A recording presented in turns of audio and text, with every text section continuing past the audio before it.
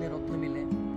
দেখেন এই টায়ারগুলা একদম অকেজু এবং বাদ ময়লা ডাস্টবিনে পড়েছিল, কিন্তু সেইখান থেকে তারা উঠিয়ে আইনা ধুয়ে পরিষ্কার করে চারপাশে রং টং করে এখানে আপনার সুন্দর ফুল গাছ লাগাইছে।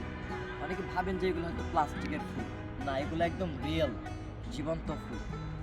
আসলে একটা কথা কি, আমাদের বাস্তব জীবনের টায়ারের সাথে একটা জিনিস মিল আছে, তার একটা বাস্তব উদাহরণ দেয়।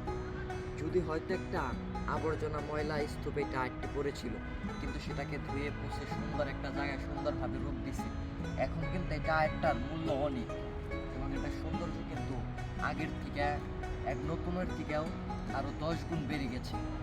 ঠিক আমাদের সমাজে কিছু মানুষ আছে যারা কিনা একদম খারাপের পথে থাকলেও তাদেরকে একটা করে সুযোগ দেওয়া উচিত। হয়তো তারা একসময় ভালো হয়ে যাবে, ভালো দিকে উদ্যাপিত হবে, ওইখান থেকে আমাদের অনেক কিছু শিক্ষা নেওয়ার আছে। ঠিক এই টায়ারটির মতো, এই টায়ারটা কিন্তু একসময় ময়লা ডাস্টবিন পড়েছিল, কাজে লাগতো না, কিন্তু এখন কাজে লাগানোর পরে এর সৌন্দর্য, এর আবৃত্তিটা আরও অনেক গুণ বহুগুণ বেড়ে গেছে। এর জন্য একটা কথাকে, মানুষ চাইলে মানুষকে অনেক সুন্দরভাবে সাজাতে পারে এবং অনেক সুন্দরভাবে নিজেকে আবৃত করতে পারে, ঠিক এই টায়ারগুলোর মতো। দেখেন এই ফুল গাছটার চারপাশে একটা টায়ার উপরে হালকা কিছু মাটি রেখে কত সুন্দরভাবে ফুল গাছগুলা একদম মনে করেন আস্তে আস্তে তার নিজের সমৃদ্ধ বৃদ্ধি করতেছে আর সৌন্দর্য মানুষকে বিলিয়ে দিচ্ছে। এর জন্য মানুষের আসলে শিখার কোনো শেষ নেই। তো যাই হোক, সে ভালো থাকবেন, সুস্থ থাকবেন।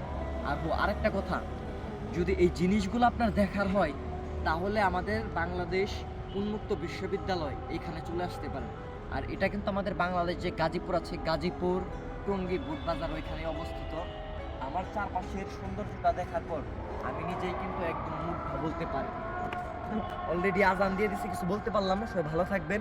আসসালামু আলাইকুম।